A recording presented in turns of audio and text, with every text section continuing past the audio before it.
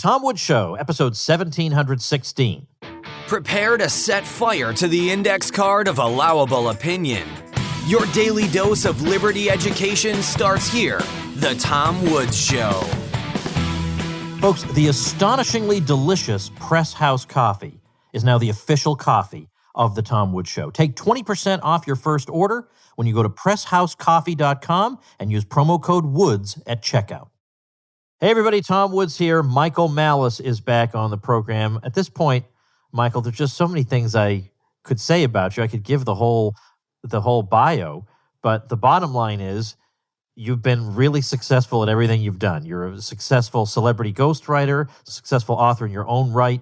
Most recently, your book, The New Right, stirred a lot of controversy and interest. And then before that, Dear Reader, the unauthorized autobiography of Kim Jong-il was a fantastic work as well. And of course, you host not only Nightshade over on Compound Media, but also You're Welcome on the Gas Digital Network. So welcome back. Thanks, Tom. All right. So by the way, on the show notes page, tomwoods.com/1716, we'll have all the links to Michael Malice and everything he does and his Twitter account, which of course you should be following. You would be in the company of Donald Trump Jr. if you follow Michael Malice on Twitter. And Jeb. That was astonishing to me. On my birthday. Did you see what just happened with this week on Twitter with Kamala Harris and me? No, I didn't, but I want to know about it. Well, this is a little detour. So someone, in terms of, I don't agree at all that I've been successful at everything I've done. I think anyone who becomes successful fails at a lot of things, and that's maybe being a little pedantic, whatever. But someone had tweeted at me, what'll it take to get you to read Kamala Harris's book? And I said, $1,000. And someone just PayPal'd me $1,000. And now I have, and I'm like, oh, well, now I feel, I'm like, oh, what have I done? Yeah, exactly. Well, first of all, number one, that's astonishing on multiple levels. Number one, that somebody would send that much money. Number two, that we live at a time when this phenomenon you've just described is even technologically feasible. Right. You know, that all these things happening at once. But then also, if you throw out a remark like that, $1,000, and then it actually happens, you might be inclined to think, well, geez, I actually think it would take more than $1,000 now that I think about it. It's going to be torture. Yeah, it is. Now, when did her book come out? Was it a campaign book? It is. It's like a bio, but you know what they do is they release these bios to prep the person for the campaign, right? Yeah. It's basically a mythology, and someone commented somewhere that they have their girlfriend is part of like this liberal women's book club, and they read all the presidential nominees' books, and that hers was they thought it was the worst one because it's going to be so corporate and just excruciating. So I'm going to do a live stream about it. I ordered a hog snout to wear while I do my live stream and a pair of handcuffs. But it's I'm not looking forward to this at all. But that is astonishing that somebody sent you $1,000. Yeah, they sure shut me up. Yeah, they sure did. I love that story. That is great. I thought, given the interactions you've had with the unlikeliest of people, I thought, what, did she respond to you? That's impossible. But in a way, this is far worse. I would much rather have it been that she responded to you than that you have to slog through the book. But it'll make for a great live stream, though. I would tune into that. There's not going to be any meat there. It's going to be like, I was at this event and people were saying things that were bad and I wasn't having it. So I stood up and fought for blah, blah, blah. Then everyone clapped. You know what I mean? It's going to be like reading the back of a box of Duncan Hines, but in like 300 pages of it. Yeah. Yeah, awful. I mean, I've never read one of those books, one of those campaign They're excruciating. books. And I wonder how much she had to do with it, too. Yeah, that's another question. And anytime it has to do with anything other than biographical details, which themselves are, as you say, just mythologized, when you talk about ideas or whatever, what passes for ideas is just excruciatingly stupid. Yes. And by the way, we're not singling out people in the Democratic Party or people on the left. I couldn't imagine reading a John Kasich book. You know. God. I would just hate everything about the, or even, I don't know, even Ted Cruz, who I think is actually a fairly smart guy, by the way. Or like Ed the Fed, it's going to be garbage. I have not, what are you talking about, Ron Paul's book? Get out of here. But it's just complete drivel. Now, people are actually not going to believe this. I have actually not read his book, Ed the Fed, so just under the radar. But one way that Ron Paul was different on this particular topic is that his first real campaign book came out pretty much after the campaign was over. It came out like in April of 2008. He wrote The Revolution, a Manifesto, and that came out. And that was not, hey, I was a milkman when I was younger, and it was nothing like that. It was foreign policy, civil liberties, economic liberty, and I'm going to spell out those things that I have only 30 seconds to talk about in the debates. It was the exact opposite of these books. I mean, it really, that's the standard, but no one, and interestingly enough, if I may dwell on this for a moment, when it came out, there were publishers out there that thought, we don't want to touch this, because by the time we could publish it, no one will even remember who Ron Paul is. Right. But the younger people working at these publishers were saying, no, are you kidding me? This thing is going to take off like crazy. It hit #1 as a New York Times bestseller, even after he was borderline out of the race. That's not going to happen with Mike Huckabee's book. So anyway, all right, I got a little sidetracked. Oh my God, Tom, I'm sorry. I just popped open a segment of her book from Amazon. Let's hear it. I promise you everyone wants to hear this. The preface, okay? Right. This is election night 2016. Oh my God, I can't believe this is real. Tom, anyone who's listening who doesn't like me, and there's many reasons to do this, this is your chance to enjoy my pain and suffering. Okay, this isn't even page 1, it's page 11 in Roman numerals. This is the introduction. Oh gosh, okay. Election night. At a certain point, my 9-year-old godson, Alexander, came up to me with big tears welling in his eyes. I assumed one of the other kids in our group had been teasing him about something. Come here, little man. What's wrong? That's what she calls him. Oh. Alexander looked up and locked eyes with mine. His voice was trembling. Auntie Kamala, that man can't win. He's not going to win, is he? Alexander's worry broke my heart. I didn't want anyone making a child feel that way. 8 years earlier, many of us had cried tears of joy when Barack Obama was elected president. And now, to see Alexander's fear, ... Hold on a second. Let me just finish this quick. His father, Reggie, and I took him outside to try to console him. Alexander, you know how sometimes superheroes are facing a big challenge because a villain is coming for them? What do they do when that happens? They fight back, he whimpered. That's right. And they fight back with emotion. Because all the best superheroes have big emotions, just like you. Oh my gosh, Michael. I'm going to have to drink poison. Yeah. I mean, I hate to be the one to state what's obvious to everyone, but obviously no aspect of that story is true. I mean, this is crazy. At this point, it's just expected. Wait, do you know what's even crazier? That this is the night she was also running for Senate that night. She got reelected or elected, right? So there's two things going on. He's still going to be giddy that his auntie got elected. Yeah, or reelected. Right. Exactly.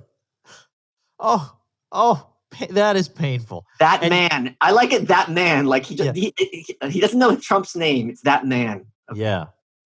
That's just awful. I mean, we know with metaphysical certainty that did not happen.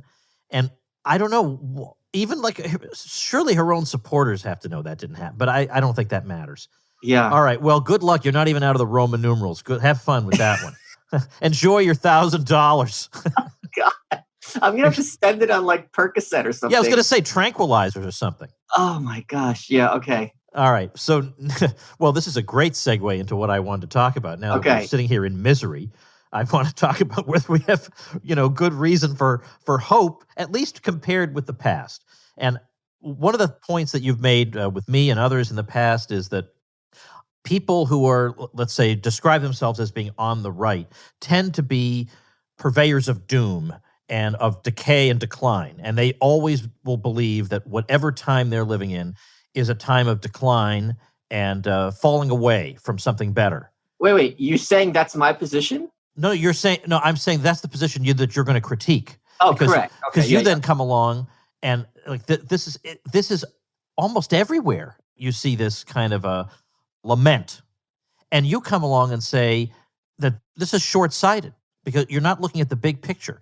There are major ways in which the world has not only gotten better, but in fact has shifted, well, if not more in our direction, then at least in a way that makes it more possible for us to talk and spread ideas than we could before. Obviously, even with all the problems we have with the internet right now, it sure is better than getting your news about the Vietnam War from Walter Cronkite every night. And so and the fact that anybody anywhere in the world can get hold of a vast library of extremely important books at the click of a button, this is an advance. So what I want to do is, first of all, talk about that and then revisit it, because 2020 has been a really, really rough year, and see if maybe we need to modify anything in this point of view. But I've probably butchered the way you talk about this. So how would you situate this problem of people on the right constantly seeing decay and decline? I don't regard this as a function of right or left at all. I think the very basis of much of contemporary leftism is that the world's about to end. Climate change. I mean, we're on the verge of the next extinction event. Air is going to be unbreathable. We're going to have superstorms and all this other stuff.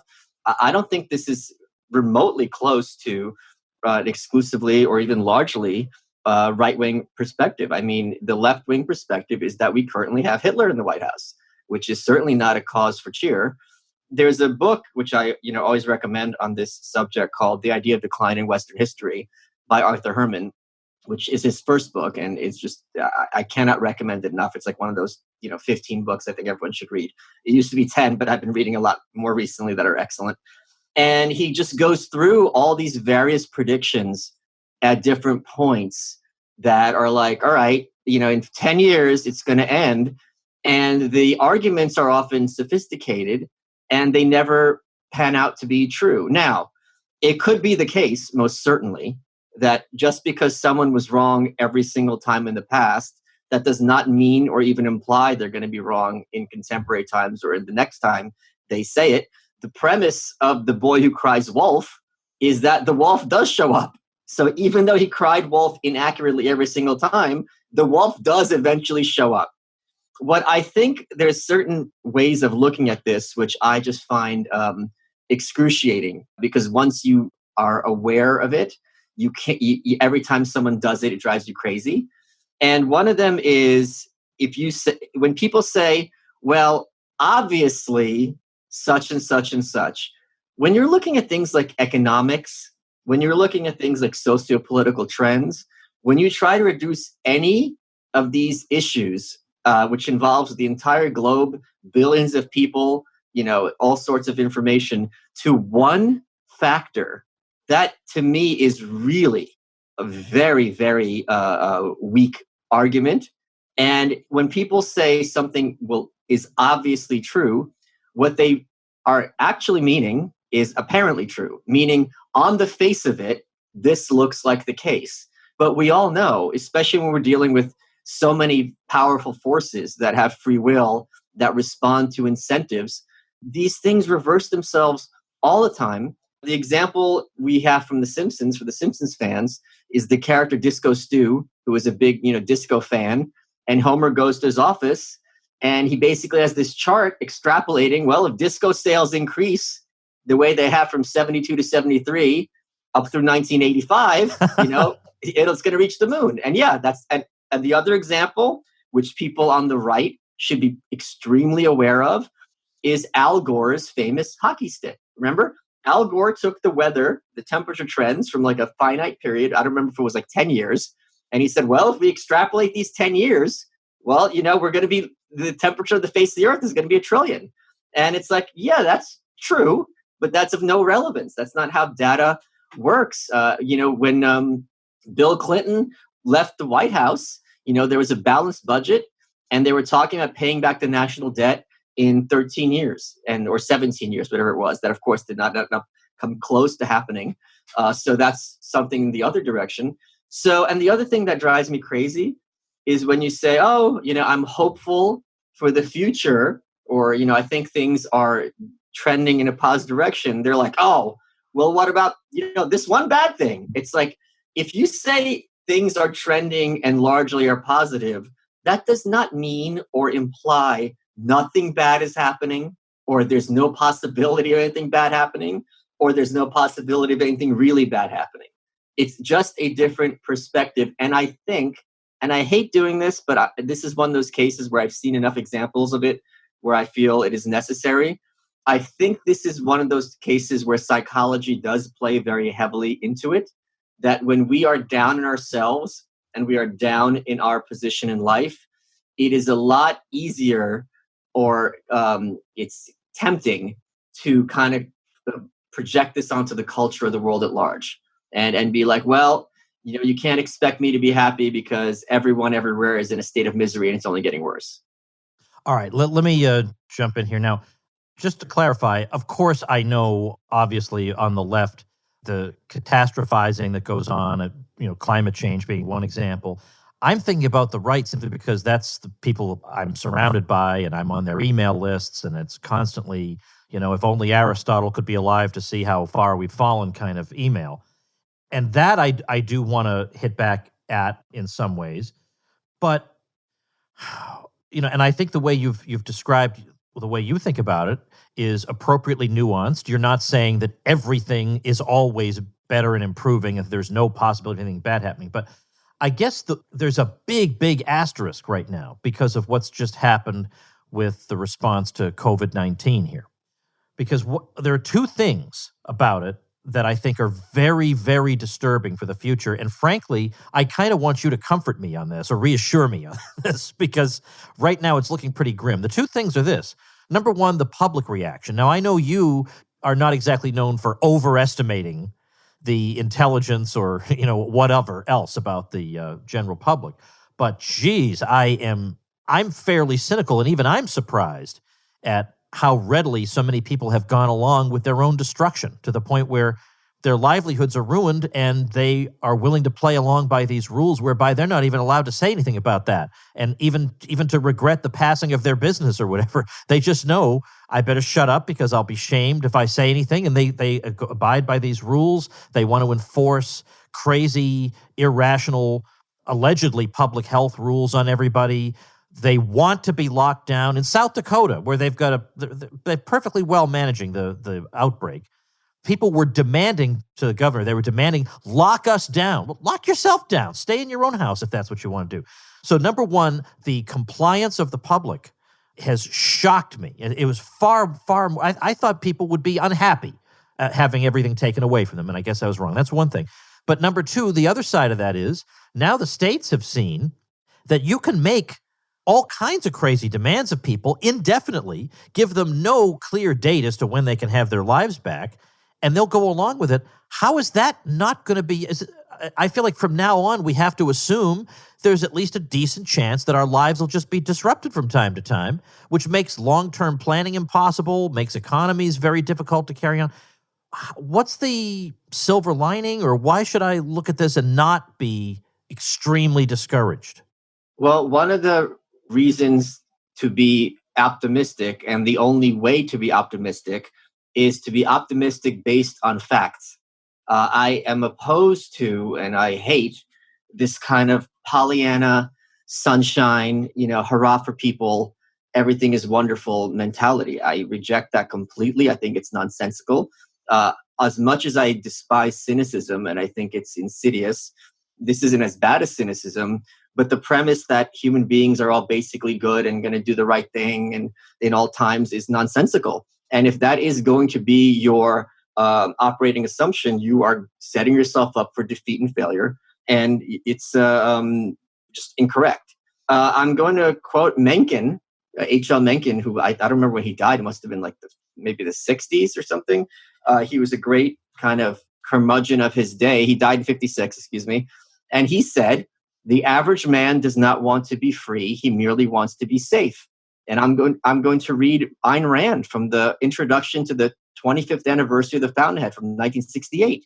She ended it by saying, it doesn't matter that only a few in each generation will grasp and achieve the full reality of man's proper stature and that the rest will betray it. It is those few that move the world and give life its meaning. And it is those few that I've always sought to address. The rest are no concern of mine. So I don't believe in democracy. So if your vision, I don't mean you, Tom, just one's vision for happiness and positive function is going to be predicated on the masses and them doing the right thing, that is also completely flies in the face of all the data. One of the other reasons I'm a big fan of Hamilton is his absolute withering contempt for the average man who does not have any kind of vision or hope for the future. They're just ballast. So I'm not surprised to answer your question.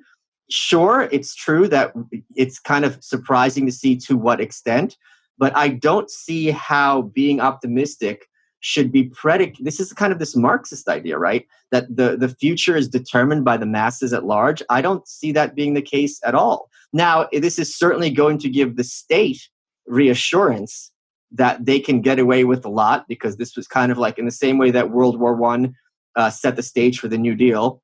They're like, okay, we had a legitimate, I'll use that term loosely, emergency. They fell into line very easily, even at the cost of ruining their livelihoods. Well, now we could just make them do it whenever we want. So that is a data that is of enormous use to the state. But at the same time, I don't think that fact in and of itself, which has learning information about the nature of how the masses work, I don't think is reason for either optimism or pessimism per se. It's just a fact. Well, how about this? This is another thing we've talked about. We've obviously talked about social media. I know where you stand on that. I guess this just irritates me more and more all the time. It's not just that people get kicked off various platforms. It's also that I'll look on Facebook, for example, and there'll be these fact checkers, or there'll be a link under another link clarifying why this first link is misleading. And then you click on it, and actually they haven't. Sometimes there are misleading things linked on Facebook, Sure. Of course. But other times you click on it, you say, "Oh, this is just nitpicking." I mean, of course, the original statement is basically correct, and it only seems to swing in one way. Yes. So you have a lot of apolitical people who don't know any better, so they don't realize maybe there's an agenda at work here, and they just think, "Boy, there's a certain kind of person who's just always wrong about everything." Well, yeah, I mean, a good example of this is just recently this week, there was a fact check, and the claim was Kamala Harris called Joe Biden a racist. False. Well, yeah, she didn't call him a racist. She just implied it by pointing out what she claimed were his racist actions. So yes, they do frame these things in certain ways, and that are disingenuous and intentionally disingenuous. I'm not saying this is great, but I am saying if you look at the broader context, the best way to maintain authority and the best way to manipulate people is by being honest. There's an enormous asymmetry between being truthful and being dishonest. If I tell you 100 truths and one lie, you are going to regard me as a liar. So the more this happens, and everything happens on a marginal basis. Many people are binary thinkers. They can't handle this for some reason or other, probably a function of them being trained not to. But the more iterations of this you see, like you said, where it's like you're calling this a lie when it's just like a figurative use of speech. Come on. This is how people go from obedience to skepticism to distrust toward hatred. And it has to go through that route. It's very rare when someone just is like blue pilled and they become red pilled. It's much more common when it's this kind of creeping kind of erosion of their trust in what they've been trained to believe in since they were children. And let's talk about that. So if you want to get at the root of this, it's the fact that for over 100 years, by design, children have been taken from their families and molded and broken in our public schooling system to becoming obedient and docile. And now for the first time in that period, there is a huge movement and demonstration of its efficacy of having people be removed from that system. I mean, for a long time, I've been enormously critical of conservatives who understand this on some level, ostensibly, that the state hates them and this ideology designed to oppose them. And they're perfectly happy to drop their kids off and have these people raise their children. Now, with this corona thing, people have seen that there are alternatives. And Corey DeAngelis, who you've probably had on your show, who's a buddy. Yeah, I've met him. Yeah. Great dude, who's like our best person on this issue. It used to be that there was some study, I don't remember where it was, where it said the time period from something to go from like a crazy Tumblr post to a New York Times op-ed was like 20 months, right? That's how quickly the fringe of the left was transforming leftist ideology in contemporary terms. It went from Corey, and I'm sure he's not the only one, it's just where I came across it, saying, why, if the schools are shut down, is the money going to where the teachers are? The money should follow the student. And Trump was saying that explicitly. So if we are having a point where there is an assault on the universities, when we are having an assault on public schooling by its nature and people creating alternatives, I think this is, in terms of the long term, enormously useful. Plus, because these lockdowns and because the schools were shut down, this takes it out of an ideological context. Instead of it, as they would like to say, oh, the only people homeschooling are these freaks or these like fundamentalists or whatever pejorative they want to use to make up, right? Now, when so many kids are being homeschooled from every kind of background you can imagine, and people are seeing that their children are happier, they're not bullied, they're not, unrecognizable, as a function by design of the school system, I think this bodes extremely well for the future generations. I don't know how you're doing this. Let's see, how long have we been talking here? Let me look. What is it, like 27 minutes? And I feel better already? This just ain't right. All right. So, and of course, you know that I'm a little bit plugged into the homeschooling world. Of course, my, my work with the Ron Paul curriculum. And because I also promote that as an affiliate, I see some of the sales coming in. And so obviously not all the sales come through my link, but I know after having done this for 4 or 5 years, which months of the year are the big ones.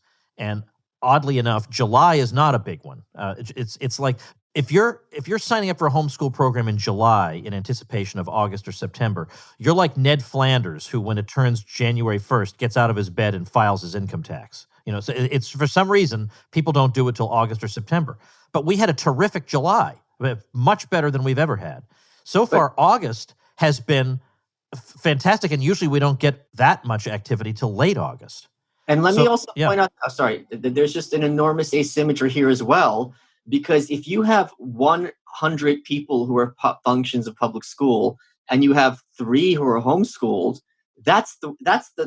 they have the numbers intellectually, because each of those 3 kids will have been taught to use their mind on their own, whereas with that group, it's one mind spread out in 100 bodies. So I think the reason to be optimistic, again, is if people are putting their eggs in the basket of democracy and expecting democracy to solve these issues, and that's where you want to look at having it be a numbers game, just in terms of pure math, you should be very pessimistic. But I have never understood that to be the case in terms of what saves countries or move cultures at all. Everybody, let's take just a quick break to thank our brand new sponsor, Press House Coffee. As any of my friends can tell you, I don't drink coffee. I am not kidding you. I bought myself a coffee maker for good after I drank Press House Coffee. I'm not kidding you. That's how good it is. Now, with Press House Coffee, you can get the best cup of familiar diner-style coffee you've ever had, but you can also get all these varieties. Then I saw key lime pie and blueberry muffin, and I tried those. They're so delicious, I don't even know what to say. I realize it sounds like I'm probably hopped up on it right now, but I'm telling you, I love this coffee. The company was started by 2 guys who love premium coffee, but not the uppity culture around it, to help you enjoy coffee the best way, the way you like it. Their head roaster personally sources each bean, creates a unique roasting profile to highlight its unique flavors. Every bag roasted to order, ground any way you'd like, shipped to you within 72 hours for peak freshness. And for the adventurous and undecided alike, Press House offers a really cool build-your-own bundle feature that lets you try any 4 coffees for just $20. And better yet, you can subscribe to any coffee so a new bag is waiting at your doorstep right when you're about to run out every single month. Well, get 20% off your first order and a chance to win a year of free coffee when you go to presshousecoffee.com and use promo code WOODS at checkout. That's 20% off your first order and a chance to win a year of free coffee when you go to presshousecoffee.com and use promo code WOODS at checkout. This is the official coffee of the Tom Woods Show, all right? Start your day with your Harry's Razor and your Press House coffee, and you can call yourself an official Tom Woods Show listener. Go get it. presshousecoffee.com, promo code WOODS. Just a couple things that are just little asides. You mentioned Harris saying Biden was a racist, and she didn't actually say it, but what other conclusion were we supposed to draw from that whole thing? I thought it was interesting did you see the clip of Stephen Colbert asking her about that? Yeah, I just saw the headline, which just says, "Oh, it was a debate." Yeah, that was literally, I watched the clip. Her answer was, it was a debate, and she's laughing. She's laughing through the whole thing. And then she says it again, and then she says something like, yeah, it was literally called a debate. So she says that 3 times and laughs through the whole thing. I don't exactly understand. What is the laugh meant to imply, that we were stupid for having taken her seriously during that? Like, what else could that laughter mean? It was so weird. The laugh serves 2 purposes. One is he's asking her a serious question, and her laugh is demonstrating to people who go by nonverbal cues that this is not, in fact, a serious concern. Number 1. Number 2 is it demonstrates that, oh, she's unruffled. This isn't a big deal. Stop taking everything so seriously and literally. So I think I keep saying this point on Twitter, and I'll say it again, people need to look to dogs to understand how the average person operates. And this is not an insult to people. Dogs are much better than most people.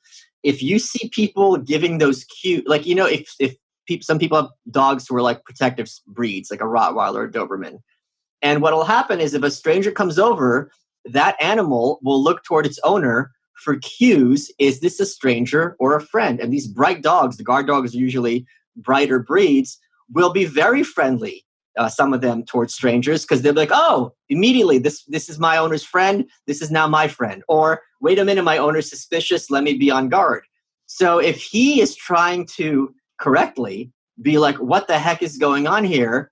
And her audience is looking to her for cues. Is this a reason to be concerned? She's cueing to them, this is nothing. Don't worry about it.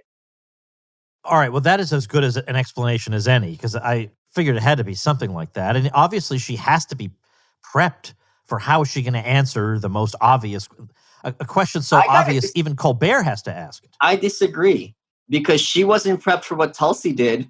And everything that Tulsi said had been online as criticisms of her for months. So I think a lot of times when we assume that, these people necessarily have done their homework, that is not accurate. I'll give you another example, which is kind of mind-blowing. Some of us remember during the debates in 2016 when Ted Cruz went after Trump and said, New York values aren't American values, or something to that effect. And conservative values don't come out of New York City. And Trump goes, well, Bill Buckley came out of New York as well as many others. And then he started talking about 9/11, and to the point where even Cruz had to applaud. Cruz had said that criticism of him earlier that day, and Trump had responded that same way when he was asked about it. So Cruz knew Trump had that answer, and he tried it anyway. So it is very weird a lot of times where you and I would think, this is coming, you should be ready for it, and they don't. Yeah. That is an interesting example. Now, let me run something by you on this social media problem, because I know that. Wait, I got to ask you something else. What would you expect her to say anyway? She has no good answer. No, she doesn't. No, but I would expect her to deflect in some way, or even say, well, I would have to think about it, but I would think that if I'm hiring 5-figure a month consultants, somebody can come up with something glib, right? You got to. People have gotten out of worse before. I mean, George Bush raised taxes after saying he wouldn't. But there's got to be something. George Bush didn't get out of it, so I don't know that the glibness would necessarily help her. I'll think about it. I'm going to think about what could she have said that would have been better than it was a debate. Because something like, the more I learned about Joe Biden, the more I realized he's the opposite of a racist. That's setting up Colbert to throw something at her. Yeah, I don't know. Maybe that is the best answer, was to be as dismissive. See, I think that the laughter is a way of being dismissive. Like Correct. The concern is not even valid. Like, I'm not even worried about that. Right. Why are you worried about it? Whereas I guess it's partly because I view everything through a Ron Paulian lens. I can't imagine, first of all, he wouldn't be in that situation. Of course. But I can't imagine him laughing at the suggestion that he might take himself seriously. He might take seriously things he said on national television about the guy, running for U.S. president right now. What do you think about this idea? Trump, has been talking about ways that he might bring the social media companies to heel, but by and large, not much has really come of that. But it seems to me that he has at his disposal a way to do that doesn't involve government power or coercion. And that would be if there is a serious quality competitor to, let's say, Facebook, and there are some that you and I have heard of, and I'm sure there are some that you and I have not heard of that are small, and he simply announces he's going on that instead. He's leaving Twitter and he's going on that. All he would have to do is make that announcement, and 10 million people would be on it, and it would be up and running. Now, where am I wrong about that? Well, I don't think you're wrong about that. I mean, but I think this would be he's not one who cedes ground, and I think we are seeing Twitter really, in contrast to 2016. I think we are seeing where it was much more the corporate press was doing the dirty work. The social media types are right now really like, we got to throw our weight behind the establishment and the right people, meaning the kind of cathedral establishment. They hired Kamala Harris as press secretary to be one of Twitter's censors recently. Bill Mitchell, who is like the king of the boomer cons, they just banned him from Twitter, last week. Carpe Donktum, who was President Trump's meme maker, they got rid of him, allegedly over copyright violations, even though it's clearly fair use. So they are very much putting their finger on the scale. I think I've said this before. It's hard for us to overestimate how much existential despair it causes people working at some of these organizations to view their site as a mechanism toward promoting ideologies that they find just downright satanic. Yes. So for them to just sit on their hands and have any kind of semblance of, air quotes, fairness makes no sense, just on an emotional level to them, let alone, like a logical level. So, but what I think is going to end up happening is, sometimes conservatives say, Twitter's the public square, we need to pass laws. Fine. I am very, very concerned. Let's pretend it was 30 years ago, and CNN was like the only basically cable news channel. And if you had codified that into law and said CNN is the public square, everyone has to be here, or CNN has to have both sides. Well, CNN has both sides. They will have April Ryan, and they will have whoever else you want, Elizabeth Warren. And then from the right, they will have Rick Wilson, and they will have Bill Kristol and Ana Navarro. And they will tell you with a straight face, look, we have as many Republicans as we do Democrats. These laws are impossible to implement in the way conservatives would like to see them implemented, because you don't have the willpower on both ends to have that happen. And if you did have the willpower, the law wouldn't be necessary to begin with. Now, I know there's that movement to repeal that publisher privilege away from Twitter. I'm not familiar with what that would mean in practice. The point being, unless there are alternatives presented to these outlets, this is going to be the case. And there need to be alternative worldviews. And that's why it has to start with the abolition of public schooling or the mitigation of it, a full-bore assault on the universities and what they're causing, and going in that direction. Every culture is going to have a dominant worldview, and that dominant worldview through corporate structures is going to dominate pretty much pockets where people gather. So how do you work around that is the broader question, and there's no easy answer. The fact is, having more and more outlets is a great possibility to work around this. And the example I've used before is you look at dating apps. It used to be OkCupid was the one, and now they're so specific. You've got, 60, 70, 100 different ones, right? Even for just regular straight people, you have Hinge, you have Bumble, you have Tinder, and OkCupid and a couple of others, let alone other weirder or less common situations. So the premise that we all have to be in one place is the mentality that we have to listen to either CBS, ABC, or NBC. It's nonsensical and ahistoric. I have a completely different question I want to end with. When we look back on the financial crisis of 2008, there's no consensus on what the cause of that was. Well, I mean, among influential people, it's deregulation caused it and this and that. But there is a competing narrative that has something to do with Federal Reserve policy. And so we've got these two different ways of looking at it that are still floating around. We can't say, nobody would say definitively, we've all agreed on what the cause of that was.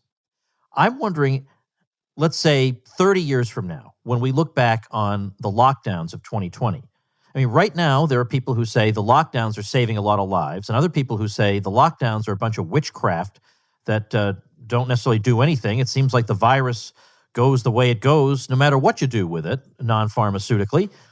Okay, well, eventually you would think there'd be some data that would be very suggestive and would be able to come to a conclusion about this. But it's like people have something ideologically at stake in the outcome. So I wonder if 30 years from now, which of the following two scenarios is more likely? The majority will realize they'd been hoodwinked and severely damaged, and they'll never let this happen again. Or we'll still be arguing about it. Some people saying, thank goodness we saved all those lives and we defeated those selfish people who wanted to go out for a sandwich. And other people saying, you destroyed people's lives and you didn't even accomplish anything. Do you think that we're still going to be divided about this, or do you think a consensus will develop? I can't see how a consensus would develop. We don't have a consensus about the Great Depression or many other issues. So I don't see any mechanism for consent. We don't have a consensus about 9/11.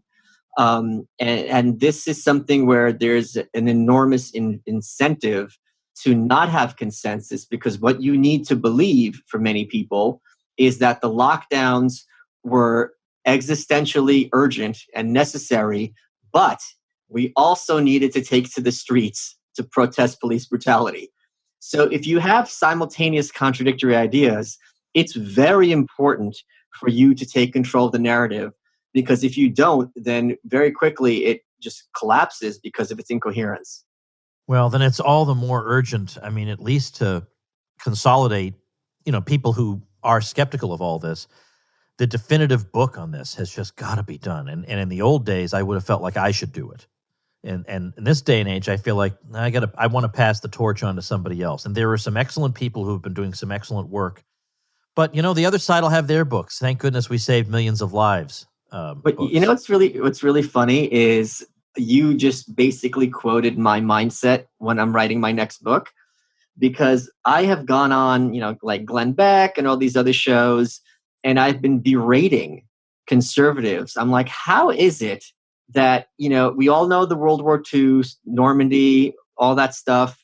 And I'm not trying to be dismissive. I mean, this is an epic, amazing, great story. I'm just kind of being cavalier about it because we all know it, and it's good that we all know it. But no one knows about the end of the Cold War, because this was done without a shot. No one died. And this was the great victory of the right. And I said, you can't expect the New York Times to talk about it, but certainly you would expect at least the boomer cons to not shut up for 5 minutes about Poland 1989, and they don't.